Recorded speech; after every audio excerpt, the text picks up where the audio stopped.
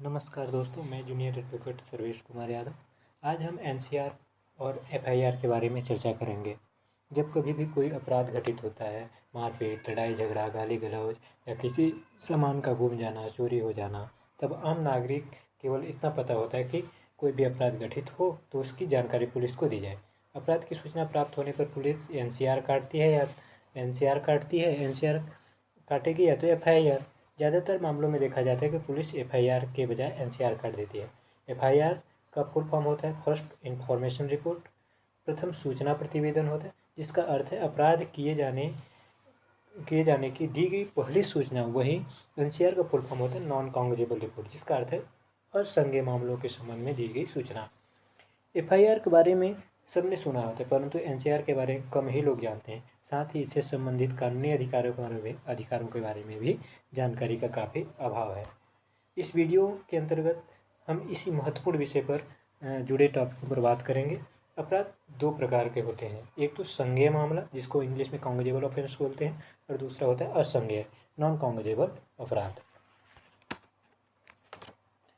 संज्ञेय मामला वो होता है जो आमतौर पर जो अपराध गंभीर किस्म के होते हैं, जिन्हें सीआरपीसी के में संज्ञेय अपराध की श्रेणी में रखा गया है। ऐसे अपराध में पुलिस अधिकारी बिना वारंट के ही आरोपी को क्या कर सकती, गिरफ्तार करने का अधिकार रखते हैं। इन मामलों में भी पुलिस द्वारा एफआईआर दर्ज की जाती है। जो असंज्ञेय मामला होता है या असंज्ञेय अपराध होता है, आमतौर पर जो अपराध मामूली किस्म के होते हैं या उन्हें सीआरपीसी के तहत असंज्ञेय अपराध की श्रेणी में रखा गया है। इन अपराधों की जाँच के लिए पुलिस को कोर्ट से अनुमति की आवश्यकता होती है तथा इन मामलों में पुलिस द्वारा बिना वारंट के गिरफ्तार नहीं की जा सकती।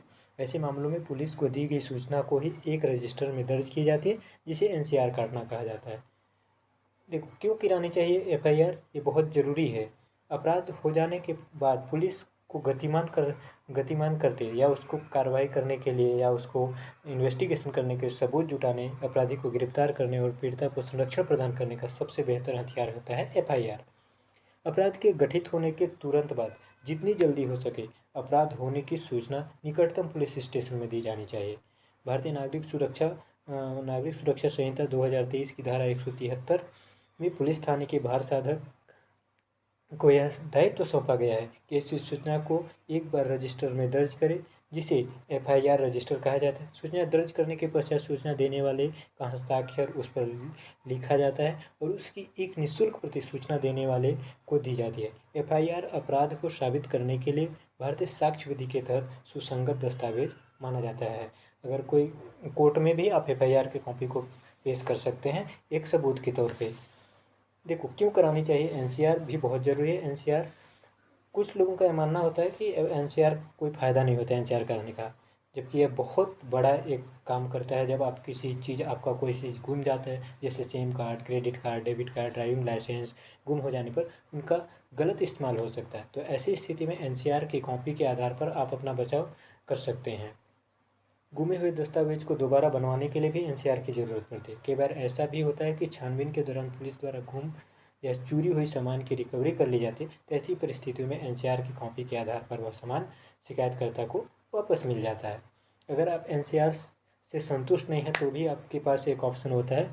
यदि आमतौर पर देखा जाता है कि जिन मामलों में एफआईआर बनती है उनमें भी कई बार पुलिस हल्की धारा लगाकर मात्र एनसीआर दर्ज कर देती है।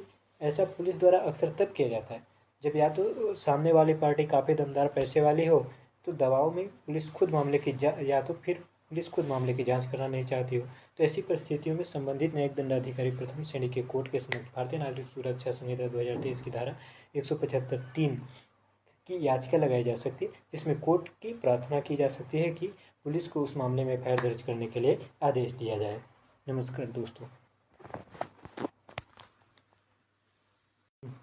दोस्तों, मैं जूनियर एडवोकेट सर्वेश कुमार यादव। आज हम एनसीआर और एफआईआर के बारे में चर्चा करेंगे। जब कभी भी कोई अपराध घटित होता है,